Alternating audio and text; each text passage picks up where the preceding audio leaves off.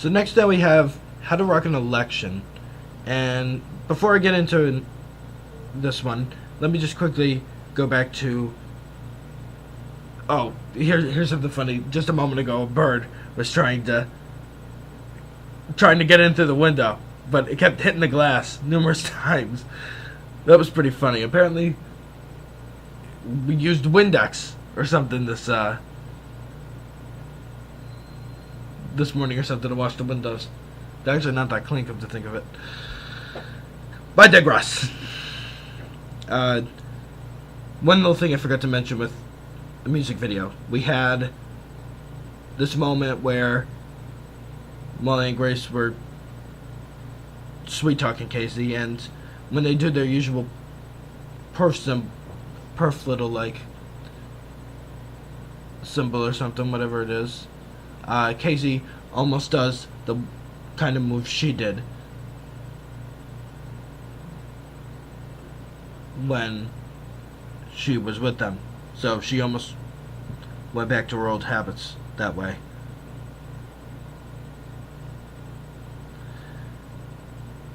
Well, anyways, an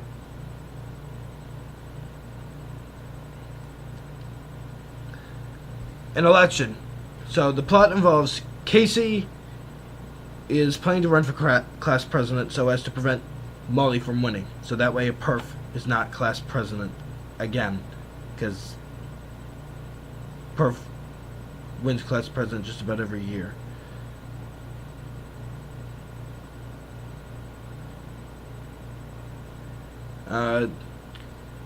So we have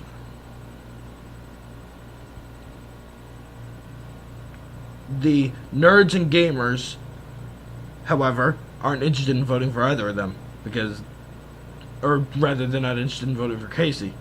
They don't address whether or not they're interested in voting for Molly, whether or not Molly would be able to sway them. But then Casey comes up with a plan to deal with that.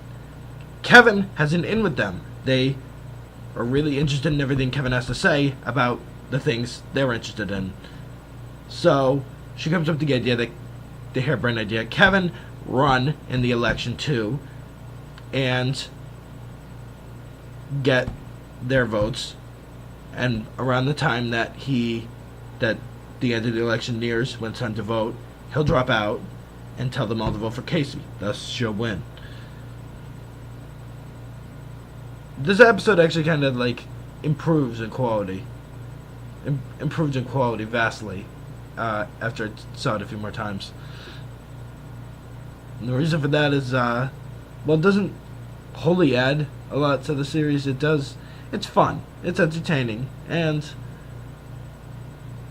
it involves politics still. So, kind of the idea of how things work. So, Casey also comes up with another harebrained idea. She wants to get Big Time Rush to perform at the school, so thus to get everybody's attention on her too. And the little byplay she has with Stevie in those moments where she's talking about what exactly she wants to. I'm wondering if the bird's gonna return or not. That's pretty amusing. Although the little ads they do to try and get, well, Kevin doesn't make an ad. He and Xander beatbox instead, or rather, Kevin raps while Xander beatboxes. And apparently that was so popular they brought it back, like 2 more episodes. And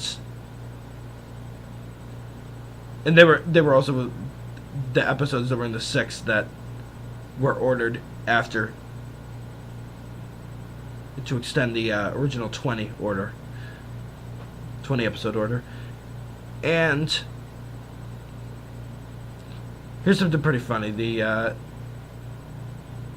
the way that those ads are done, that's pretty funny, as well as the byplay with Big Time Rush. That's surprisingly funny too. You'd think that wasn't funny. I never watched Big Time Rush, so it recently just ended. Maybe it was created by Scott Fellows, who created Ned's Declassified School Survival Guide, and I love that show. So I should probably get it back into it again at some point. And then the interplay during the debate is also pretty funny too.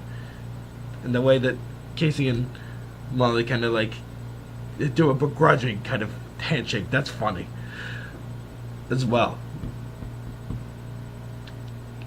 And Molly's reaction to when Big Time Rush actually does show up at the end to perform, funny.